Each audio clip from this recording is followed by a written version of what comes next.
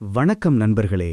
இன்று நாம் என்ன பார்க்க இருக்கிறோம்னா, ஒரு குடும்பம் செய்வினை கோளாறால் பாதிக்கப்பட்டு 2 தீய சக்தி கிட்ட ஒரு காட்டுக்குள்ள மாட்டிக்கொள்கிறார்கள். அவர்கள் எப்படி செய்வினை கோளாறு மற்றும் அந்த 2 தீய சக்தி கிட்ட இருந்து தப்பித்தார்கள் என்பதை பார்ப்போம். மறக்காம நம்ம சேனலை சப்ஸ்கிரைப் பண்ணிக்கங்க, லைக் ஷேர் பண்ணிருங்க. வாங்க வீடியோக்குள்ள போகலாம். குமார் தன் மனைவி வள்ளி மற்றும் 2 மழலைச் செல்வங்களான கவின் மற்றும் கயல் ஆகியோருடன் நகரத்தில் மகிழ்ச்சியாக வாழ்ந்து வந்தான்.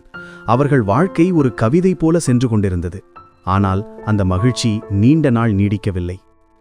எங்கிருந்து வந்தது என்றே தெரியாமல் குமாரின் குடும்பத்தை ஒரு இருள் சூழ்ந்தது.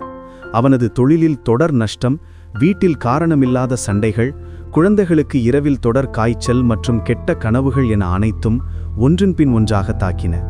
வீட்டின் மூத்தவர்கள் இது சாதாரணமாக தெரியவில்லை, ஏதோ செய்வினை கோளாறு போலிருக்கிறது என்று எச்சரித்தனர். பல இடங்களுக்குச் சென்றும் தீர்வு கிடைக்காத நிலையில் குமாரின் பாட்டி, எல்லாவற்றிற்கும் தீர்வு சொல்ல நம்ம குலதெய்வம் கருப்பசாமி இருக்கான், அவன் சன்னதிக்கு போய் நில்லுங்க, அவன் பார்த்துப்பான் என்று நம்பிக்கையூட்டினார். குமார் தன் கடைசி நம்பிக்கையாக குலதெய்வமான கருப்பசாமியை சரணடைய முடிவெடுத்தான். அன்று ஒரு அமாவாசைக்கு முந்தைய நாள். கருப்பசாமியின் ஆலயம் ஊருக்கு வெளியே ஒரு அடர்ந்த வனப்பகுதியை ஒட்டி அமைந்திருந்தது. குடும்பத்துடன் காரில் புறப்பட்டான் குமார். மாலை மங்கி இரவு தன் கரிய இறக்கைகளை விரிக்கத் தொடங்கியது. நகரத்தின் எல்லையை கடந்து கிராமத்துச் சாலைக்குள் கார் நுழைந்த போதே காற்றின் குணம் மாறியது. ஒருவித அமானுஷ்ய அமைதி நிலவியது. திடீரென கார் டயர் வெடித்தது போன்ற சத்தம். கார் கீச் என்ற ஒலியுடன் நின்றது. இறங்கி பார்த்த குமாருக்கு அதிர்ச்சி. டயர் வெடிக்கவில்லை, ஆனால் கார் நகர மறுத்தது. தொலைவில் மங்கலாக கோயில் விளக்கு தெரிவது போல இருந்தது. பக்கத்தில்தான் கோயில். நடந்து போய்விடலாம் என்று தன் மனைவி மற்றும் தூங்க கலங்கிய குழந்தைகளை அழைத்து கொண்டு நடக்கத் தொடங்கினான். அவர்கள் நடக்கத் தொடங்கிய சில நிமிடங்களில் வழி தவறினார்கள். வந்த பாதை எது, போகும் பாதை எது என தெரியவில்லை. காற்றில் மல்லிகை பூவின் மனம் தீவிரமாக வீசியது. திடீரென குமாரின் காதுகளில் ஒரு பெண்ணின் இனிமையான சிரிப்பொலி கேட்டது. அவன் கண்கள் சுழன்றன. அவன் முன் ஒரு பேரழகி நின்றாள். வெண்பட்டு உடுத்தி மல்லிகை சரம் சூடி அவள் புன்னகைத்த போது குமார் தன் சுயநினைவை இழந்தான். அது வழிபோக்கர்களை மயக்கும் மோகினி. குமாரா என்று வள்ளி அலறிய சத்தம் அவனை கலைத்தது. ஆனால் மறுகணம் அந்த மோகினி கோரமான வடிவத்துக்கு மாறினாள். அதே சமயம் அவர்களுக்கு பின்னால் இருந்த பெரிய ஆலமரத்திலிருந்து கரிய உயரமான நெருப்பு கண்கள் கொண்ட காளி பிசாசு என்ற வழிபாடு இல்லாத உக்கிர காளியின் ஏவல் ஒன்று பயங்கரமாக சிரித்தபடி குதித்தது.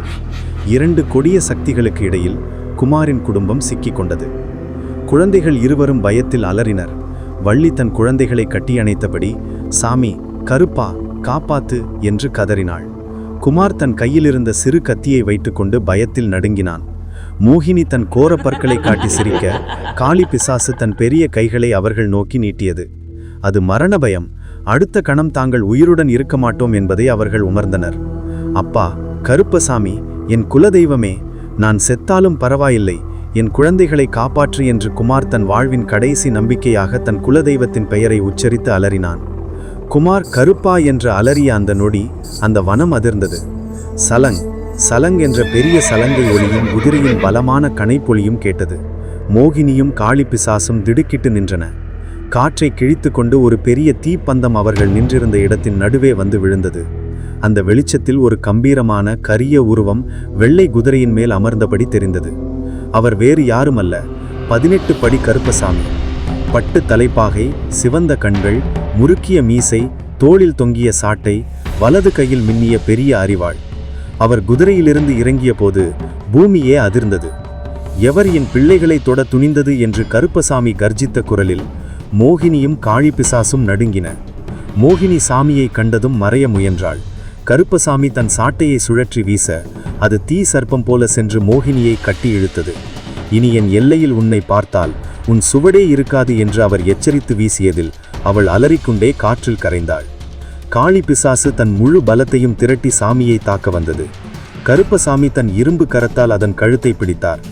உன்னை ஏவியவன் எவனோ அவனிடமே செல், என் பிள்ளைகள் பக்கம் இனி உன் நிழல் கூட படக்கூடாது என்று கூறி தன் அரிவாளின் மறுமுனையை மந்திரம் ஆல் தட்டி வீழ்த்தினார்.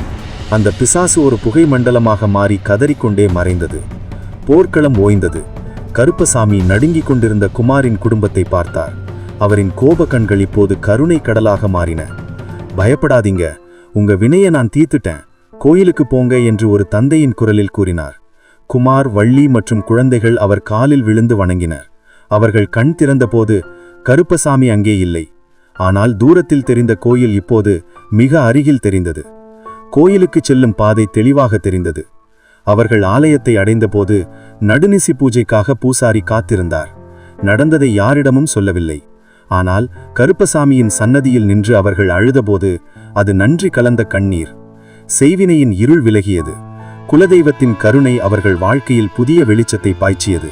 கருப்பசாமி தன் பக்தர்களை ஒருபோதும் கைவிடுவதில்லை என்பதை குமார் அன்று தன் உயிரால் உணர்ந்து கொண்டான்.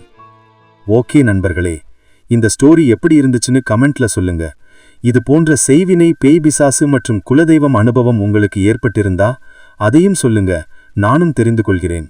நன்றி. மீண்டும் அடுத்த வீடியோவில் சிந்திப்போம்.